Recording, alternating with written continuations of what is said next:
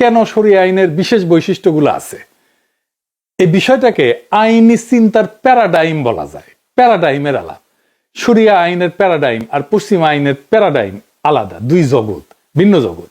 তাই দুই আইনি কাঠামোর সরাসরি তুলনায় চলে না। প্যারাডাইম মানে কি?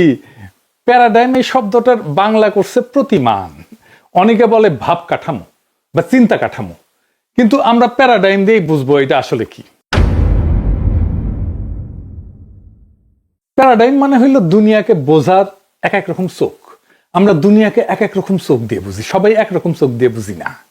যেমন ধরেন, আপনি যদি লাল কাচের চশমা পরেন তাহলে সবকিছু লাল দেখবেন, আবার যদি সবুজ চশমা পরেন তাহলে সবকিছু সবুজ দেখবেন। এই চশমার রংটাই হইল প্যারাডাইম। আপনি কি দিয়ে দেখতেছেন, কেমন করে দেখতেছেন। গবেষণাতেও প্যারাডাইম আছে। আপনি কোন চশমা ব্যবহার করে একটা সত্যকে খুঁজতে যাচ্ছেন, সত্যকে আবিষ্কার করতে যাচ্ছেন। পিএইচডি করতে হলে এটা পড়তে হয়, রিসার্চ মেথড। আপনাকে বলতে হয় আপনার রিসার্চ প্যারাডাইম কি। আমি রিসার্চ প্যারাডাইম নিয়ে আলাপ করতেছি না, চিন্তার প্যারাডাইম নিয়ে আলাপ করতেছি। আমি আমার মতো করে উদাহরণ দিই, কিছু মনে করবেন না। আমার উদাহরণগুলো তো সেই কিছু বের হয়, বুঝছাও তো। যেহেতু আমি ডাক্তার, এটা ডাক্তারি বিষয় দিয়েই দেই আর কি উদাহরণ। ধরেন গু গু গু গু গু হয় যে এটা গু। একজন ডাক্তার গু দেখে নাড়াচাড়া করে, মাইক্রোস্কোপের নিচে নিয়ে রোগ ধরার চেষ্টা করে। একজন সুইপার সে দেখে পরিষ্কার করার বিষয় হিসেবে গুকে। একজন পথচারী সে দেখে একটা নোংরা বস্তু, এটা এড়াই যেতে হবে, ঘেন্নার জিনিস। একজন কৃষক গুকে দেখে জৈব সারের উৎস হিসেবে, সে কিভাবে এটা থেকে সার বানানো যায় সেটা দেখবে। তো গু নিয়ে যে সবার প্রতিক্রিয়া সেটা কি এক? সবাই কি গুকে এক চোখে দেখে? না। সবার দেখাটাকে আলাদা, ভুল না। এটাই প্যারাডাইম। কারো দেখাই কিন্তু ভুল না, আলাদা। সত্য ঠিক এইরকম, তার অনেকগুলো দিক থাকে। আপনি গুকে একই সাথে সুইপারের দৃষ্টিতে, ডাক্তারের দৃষ্টিতে, কৃষকের দৃষ্টিতে, পথচারীর দৃষ্টিতে দেখতে পারবেন না। তো একটা গল্প আছে, মজার গল্প। তো এক লোক রাস্তা দিয়ে যাইতেছে, যাকে একটা রুটি পরে আছে, হাত দিয়ে দেখে নরম আর গরম, আর মুখে দিয়ে কয় ইয়াল্লা থু, কোন বেটা যেন হেগে তুছে রুটিন নাকাল গু। তো আপনি সব চিন্তা কাঠামো একই সাথে ধারণ করতে গেলে গু মুখে যাবে। এই যে প্যারাডাইম বা চিন্তার কাঠামো বিজ্ঞানে কেমন সেটা একটু দেখি। আপনি যখন পিএইচডি করবেন আপনাকে বলতে হবে কোন প্যারাডাইমে আপনি গবেষণা করেছেন। আপনি পিএইচডি করেছেন না এখন, বাট যাই হোক এক সময় তো করবেন নিশ্চয়ই। আসলে এই বিজ্ঞানের প্যারাডাইমটা দেখি। ওই গল্পটা জানেন তো, শহরের যখন আসিছি তা চাচার নামে একটা কেস দিয়ে যাই। তো প্যারাডাইমের আলাপ যখন আসলো, তো আসেন বিজ্ঞানের প্যারাডাইমের আলাপটা করে রাখি, সেটাও শিখেনি। তো আমি ডাক্তারি থেকে উদাহরণ দিই, বুঝাইতে সুবিধা হয় আমার ডাক্তারি থেকে উদাহরণ দিলে।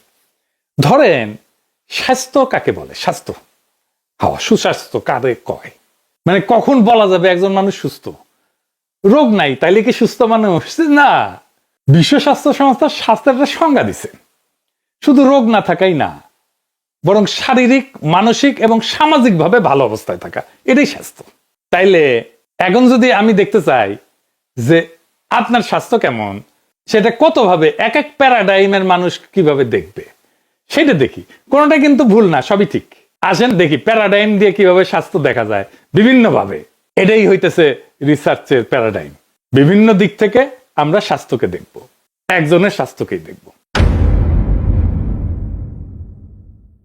প্রথমে হইতেছে পজিটিভিস্ট প্যারাডাইম। তো এই পজিটিভিস্ট প্যারাডাইমে যারা বিশ্বাস করে তারা মনে করে সত্য মাপা যায়, সংখ্যায় ধরা যায়, গোনা যায়। মানে স্বাস্থ্য মানে শরীরের জৈবিক দিক, রক্তচাপ কেমন আছে এটা মাপা যায়, ব্লাডের সুগার কেমন আছে এটা মাপা যায়, লিভারের এনজাইম কেমন আছে এটা মাপা যায়।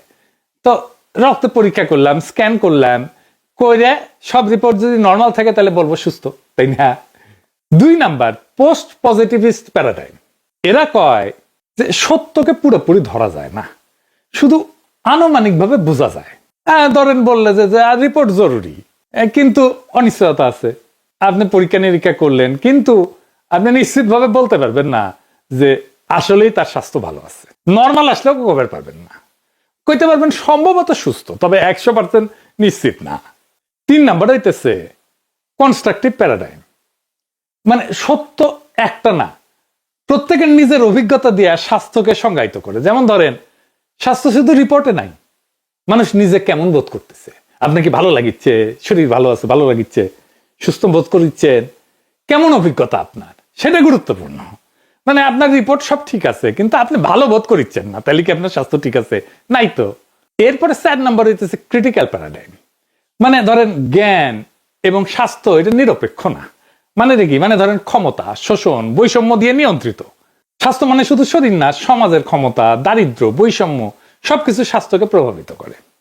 যেমন ধরেন আপনার টাকা নাই, আপনার যে পরীক্ষা করা দরকার ছিল সেই পরীক্ষাটা করা গেল না। আরেকজনের টাকা আছে, মেলা বড় বড় পরীক্ষা করা গেল, এবং ওই পরীক্ষায় দেখা গেল আপনার কিছু কিছু রোগ আছে, আর আপনার টাকা নাই, সব পরীক্ষা করতে পারলেন না। এরা কম পয়সার একটা পরীক্ষা করলেন, দেখলেন রিপোর্ট ঠিক আছে, তাইলে কি আপনার স্বাস্থ্য ঠিক আছে? নাই তো, কারণ আপনার সব পরীক্ষা করতে পারেন নাই, আপনার টাকাই নাই, তাই না? প্র্যাগম্যাটিক প্যারাডাইম মানে যা কাজে লাগে সেটাই সত্য, মানে তত্ত্ব না। আসল ব্যাপার হলো মানুষ আসলেই ভালো আছে কিনা, কাজে ফিরতে পারছে কিনা, এটাই তার স্বাস্থ্যের মাপকাঠি। মানুষ যদি কাজ করতে পারে, আনন্দে থাকতে পারে, তবে সে সুস্থ। আরো প্যারাডাইম আছে, আমি আর সবগুলোতে গেলাম না। যেমন ধরেন পোস্ট মডার্ন প্যারাডাইম, মানে ধরেন কোনো একক সত্য নাই, স্বাস্থ্য বহু রকমের সংজ্ঞায়িত করা যায়। স্বাস্থ্য একভাবে সংজ্ঞায়িত করা যাবে না। কারো কাছে স্বাস্থ্য মানে শরীর ঠিক থাকা, কারো কাছে মানসিক শান্তিই স্বাস্থ্য, আবার কারো কাছে সামাজিক নিরাপত্তাই স্বাস্থ্য। এবার আসেন সবগুলো একসাথে দেখি, তাহলে আবার মনে হবে, কারণ আলাদা আলাদা করে বলছি তো আবার একটু মনে হবে। এইটা সে একটা পাশে লিখে দেন। ধরুন পজিটিভিস্ট, রিপোর্ট যদি নর্মাল হয় তাহলে আপনি সুস্থ। পোস্ট পজিটিভিস্ট, রিপোর্ট বলতেছে সুস্থ, তবে অনিশ্চয়তা আছে, আপনি বলতে পারবো না ভাই যে আপনি আসলে সুস্থ কিনা। ইন্টারপ্রেটিভ, যেমন আপনার কেমন লাগিচ্ছে সেটাই স্বাস্থ্য, আপনার যদি ভালো লাগে তাহলে আপনি সুস্থ। ক্রিটিক্যাল, সমাজে অন্যায় অসাম্য থাকলে স্বাস্থ্য নাই, স্বাস্থ্য ঠিক রাখা যাবে না। প্র্যাগম্যাটিক, যা কাজে লাগে সেটাই স্বাস্থ্য। পোস্টমডার্ন, স্বাস্থ্য অনেক রকম, একক কোনো সংজ্ঞা নাই। তার মানে আপনি ধরেন পোস্টমডার্ন প্যারাডাইমের যে সমস্যা, সেটাকে পজিটিভিস্ট প্যারাডাইমের সলিউশন দিয়ে সমাধান করতে পারবেন না, পারা সম্ভব না। ব্রাত্য রাইসুর একটা কুতর্কের দোকান আছে, সে এমন প্রশ্ন করে মাথা ঘুরায় দেয়। এটা একটা ইন্টারেস্টিং ট্রিক। ধরেন আপনি এক প্যারাডাইম থেকে আলাপ করতেছেন, সে আর এক প্যারাডাইম থেকে প্রশ্ন করবে। মানে আপনি একজন পথচারী, পথচারী হয়ে কইতেছেন রাস্তার মধ্যে হ্যাগে রাখছে, এটা কিছু হইলো, সি সি সি সি। প্রাপ্তর এসে কবে হাগা দিয়া তো সার হয়, আপনি বিনা পয়সায় সার পেলেন, হ্যাগে রাখছে তো আপনার সুবিধা হইল, তো ভালো হইল না আপনার? ওনারা ধন্যবাদ দেন, হ্যাঁ বুঝি চাও। তাইলে প্যারাডাইমের আলাপ বুঝলেন। এইবার আসেন আমাদের মূল আলাপে আসি, শরিয়া আইন আর পশ্চিমা আইনের প্যারাডাইমের আলাপ। শরিয়া আইনের প্যারাডাইমের মূল ভাবনা হইল আইন আসে আল্লাহর কাছ থেকে, তাই মানুষের বানানোর নিয়ম না, বরং ধর্মীয় শাস্ত্র থেকে নিয়ম নির্ধারিত হবে। এইখানে ন্যায়, অন্যায়, শাস্তি, পুরস্কার সবই ধর্মীয় ভিত্তির সাথে জড়িত। আর পশ্চিমা আইনের প্যারাডাইম আরেকদিকে লেখেন, শরিয়া আইনটা একদিকে লেখেন, পশ্চিমা আইনটা আরেকদিকে লেখেন। এইখানে পশ্চিমা আইন আসে মানুষের তৈরি সামাজিক চুক্তি থেকে, সংসদ, কোর্ট, সংবিধান সব মিলায় মানুষই ঠিক করে কোনটা আইন কোনটা না। ধর্মকে এখানে বাইরে রাখা হয়। দুটাই আইন, কিন্তু চশমার রং আলাদা। একটার মূল দৃষ্টি ধর্মে, আর একটার মূল দৃষ্টি মানুষের তৈরি নিয়মে। সহজ কথায় বললে শরিয়া আর পশ্চিমা আইন দুইটা হইল দুই রঙের চশমা। একই সমাজ বা অপরাধকে দুইটা ভিন্ন দৃষ্টিতে দেখে। এই ভিন্ন দৃষ্টি বা চিন্তার ধারণাই হলো প্যারাডাইম। এখন শরিয়া আইনের শাস্তি নিয়ে নানা ধরনের সমালোচনা আছে, আলোচনা আছে। পশ্চিমারা মানে ধরেন বেত্রাঘাত, হাত কেটে নেওয়া, পাথর ছুঁড়ে মারা। আমি শাস্তির ধরন নিয়ে কথা বলবো না, বা ভ্যালু জাজমেন্ট করবো না, কোনটা ভালো কোনটা মন্দ এটা বলবো না, কিন্তু শাস্তি যে দর্শন, এটা ভিন্নতা আছে পশ্চিমা শাস্তি এবং শরিয়া শাস্তির। কি সেই তফাৎটা, আসেন এটা বুঝে দেখি। পশ্চিমা আইনে অপরাধীকে সমাজ থেকে বিচ্ছিন্ন করে কারাগারে রাখা হয়, শরিয়া আইনে কারাগারের ভূমিকা গৌণ। শুরুতে তো কারাগারের ধারণাই ছিল না, মূলত ধরেন নবী করিম সাল্লাল্লাহু আলাইহি ওয়াসাল্লামের সময় কারাগারই ছিল না, পরে হয়েছে কারাগার। তো শরিয়া আইনে অপরাধী সমাজে ফিরে যায়, তাকে একটা শাস্তি দিয়ে সমাজে ছেড়ে দেওয়া হয়। শরিয়া আইনের শাস্তির দর্শন হচ্ছে শাস্তি প্রতীকী এবং প্রকাশ্য। এটাকে বলা হয় ডেটারেন্স, মানে বাধা দিবে, অপরাধ ঘটাইতে বাধা দিবে। উদ্দেশ্য হলো সমাজকে সতর্ক করা, যাতে অন্যরা অপরাধ থেকে দূরে থাকে। শাস্তি ত্বরিত, চূড়ান্ত, দীর্ঘমেয়াদী কোনো বন্দিত্ব নাই। শাস্তি সম্পন্ন হইলে অপরাধীকে সমাজে ফেরায় দেওয়া হয়। ফলে সমাজ থেকে বিচ্ছিন্ন হয়ে স্থায়ী অপরাধী পরিচয় তৈরি হয় না। এখানে একটা সংশোধনের সুযোগ থাকে। কারাগার কেন্দ্রিক সিস্টেমে তিনটা জিনিস হয়, কিন্তু সবচেয়ে বেশি জোর দেওয়া হয় রিট্রিবিউশনে বা প্রতিশোধ বা ন্যায় বিচারের ভারসাম্য। অপরাধ করলে যোগ্য শাস্তি পেতে হবে। এখানে অপরাধীকে ভোগান্তি দেওয়া হয় যেন সমাজ মনে করে ন্যায় বিচার হয়েছে, রিহ্যাবিলিটেশন করা হয়, সংশোধন। আধুনিক কারাগারে প্রধান উদ্দেশ্য যে অপরাধীকে শিক্ষা প্রশিক্ষণ দেওয়া, সংশোধন করা, শিক্ষা দেওয়া, চাকরির দক্ষতা শেখানো, কাউন্সেলিং ইত্যাদি। 3 নম্বর হইতেছে ইনক্যাপাসিটেশন বা অক্ষম করে রাখা, অপরাধীকে সমাজ থেকে সরায় দেওয়া যাতে সে আর ক্ষতি করতে না পারে। এই জন্য দীর্ঘ কারাদণ্ড বা মৃত্যুদণ্ড এই উদ্দেশ্যে ব্যবহার করা হয়। তুলনা করলে বলা হয়, একদিকে লেখেন শরিয়া আইন, এডিটর সাহেব, এটা প্রধানত ডেটারেন্স, ভীতি প্রদর্শন, প্রতীকী শাস্তি, দ্রুত প্রয়োগ। এটার সঙ্গে রিট্রিবিউশনও আছে কিছুটা, যেমন কিসাসে সমপরিমাণ প্রতিশোধ। পশ্চিমা আইনে ডান পাশে লেখেন প্রধানত রিট্রিবিউশন। রিট্রিবিউশন শরিয়া আইনে সেকেন্ডারি, পশ্চিমা আইনে retribution primary. 2 number rehabilitation, 3 number ইনক্যাপাসিটেশন। Deterrence আছে, তবে সরাসরি না, প্রকাশ্য না, পরোক্ষভাবে কারাগারের ভীতি এবং আইন প্রয়োগ করে, মৃত্যুদণ্ডের ভিত্তিতে প্রয়োগ করে। তার মানে দেখছেন শরিয়া আইনে যেটা সেকেন্ডারি, পশ্চিমা আইনে সেটা প্রাইমারি। এও বুঝছেন, পশ্চিমা আইনে উকিল কেনা যায়, রায় প্রভাবিত করা যায়, কারণ পশ্চিমা আইনের মূল ভিত্তি হচ্ছে রুল অফ ল, সবাই আইনের চোখে সমান।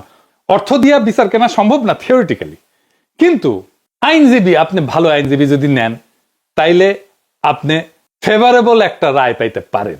ধনী মানুষেরা, কর্পোরেশন আর বেশি টাকা দিয়া টপ ল ফার্ম ভাড়া করতে পারে। ভালো আইনজীবী মানে কি?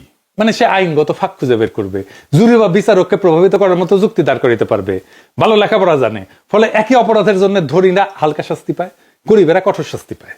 এইটাকে আধুনিক আইনের দর্শনের ভাষায় বলা হয় জাস্টিস গ্যাপ বা 2 টিয়ার জাস্টিস সিস্টেম। তাই সরাসরি রায় কেনা যায় কিনা এটা আমি বলতে চাই না, কিন্তু রায়ের ফলাফলে প্রভাব ফেলার মতো শক্তিশালী সুবিধা কেনা যায়। শরিয়া আইনের তুলনায় শরিয়া অপরাধ প্রমাণের নিয়ম এত কড়া, যেমন 4 জন সাক্ষী লাগে, নির্দিষ্ট শর্ত রাখে, এবং উকিল দিয়ে খেল খতম করার সুযোগ সীমিত।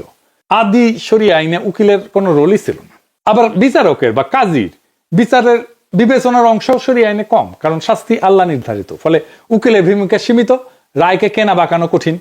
পশ্চিমা আইনে ধনীরা অর্থ দিয়ে, আইনজীবীর শক্তি দিয়ে রায় প্রভাবিত করতে পারে, মানে থিওরিটিক্যালি সমতা থাকলেও বাস্তবে বৈষম্য হয়। শরিয়া আইনে ঐশ্বরিক বিধান, কড়া প্রমাণ কাঠামোর কারণে এই সুযোগটা সীমিত। আরেকটা গুরুত্বপূর্ণ তফাৎ আছে শরিয়া আইনে, কি সেটা? শরিয়া আইনে অপরাধের যেটা ধারণা, অপরাধকে শরিয়াতে 2 ভাগে ভাগ করা হয়। একটা হচ্ছে হক্কুল্লাহ, আল্লাহর অধিকার, আর একটা হচ্ছে হক্কুল ইবাদ বা বান্দার অধিকার। হক্কুল ইবাদ যেমন এটা খুন, শারীরিক আঘাত, মানহানি। এখানে ভিকটিম, তার পরিবার গুরুত্বপূর্ণ ভূমিকা রাখে ন্যায় বিচারের ক্ষেত্রে। তারা চাইলে কিসাস বা প্রতিশোধমূলক শাস্তি দাবি করতে পারে, বা দিয়া বা ক্ষতিপূরণ নিয়ে মাফ করে দিতে পারে। হক্কুল্লাহ যেমন জিনা, চুরি, মদ পান, এইগুলা আল্লাহর অধিকার হিসাবে ধরা হয়। তাই এইখানে ভিকটিম ক্ষমা করলেও রাষ্ট্র, কাজী শাস্তি কার্যকর করতে পারে। পশ্চিমা আইন ব্যবস্থায় অপরাধকে মূলত অফেন্স এগেইনস্ট দ্য স্টেট হিসেবে দেখা হয়, রাষ্ট্রের বিরুদ্ধে অপরাধ। অর্থাৎ কেউ যদি খুন করে সেটা শুধু পরিবারের ক্ষতি না, বরং সমাজ এবং রাষ্ট্রের শৃঙ্খলা ভাঙা। এই জন্য রাষ্ট্র প্রসিকিউশন চালায়। টিম পরিবার যদি মাপও করে দেয়, তাও রাষ্ট্র এটা চালাবে। আবার ধরেন আমার ভাইকে কেউ মারলে আমার কোনো অনুমতি ছাড়াই চুপ মাপ করে দিতে পারে, এটা কোনো ইনসাফ? তো আমাদের পশ্চিমা আইনের ফাঁকগুলো দেখলেন তো, এই ফাঁকগুলো অবশ্যই শরিয়া আইনের দার্শনিক ধারণা পূরণ করতে পারে। বর্তমান আইনি ব্যবস্থাকে আরো বেশি ইনসাফপূর্ণ করার ক্ষেত্রে পশ্চিমা আইনই শেষ কথা না। শরিয়া আইন আর পশ্চিমা আইন 2টা ভিন্ন প্যারাডাইম। একটা দাঁড়ায় আছে আল্লাহর হকে, আর একটা দাঁড়ায় আছে রাষ্ট্রের চুক্তিতে। এখন আসল প্রশ্ন হইল, ন্যায় বা ইনসাফটা কি? এটা কি শুধু রাষ্ট্রের শাস্তি, না ভিকটিমের সন্তুষ্টিও, সমাজের ভারসাম্য এবং আল্লাহর ন্যায় ইনসাফ? আমরা যদি এক চোখে না দেখে 2 চোখে দেখতে শিখি, তাহলে হয়তো আমাদের আইন ব্যবস্থা আরো ইনসাফপূর্ণ হইতে পারে। তাইলে আজকের আলাপে বুঝলেন শরিয়া আইন নিয়ে যে হাউকাউ করে পশ্চিমে, এটা হুদাই, আমরাই ব্যাখ্যা করতে পারি না ঠিক মতো। আজকে ব্যাখ্যা পাইলেন, আরো আলাপ করা যায়, সে আলাপ আর একদিন হবে। আজকের মতো এইখানেই। ইনকিলাব জিন্দাবাদ।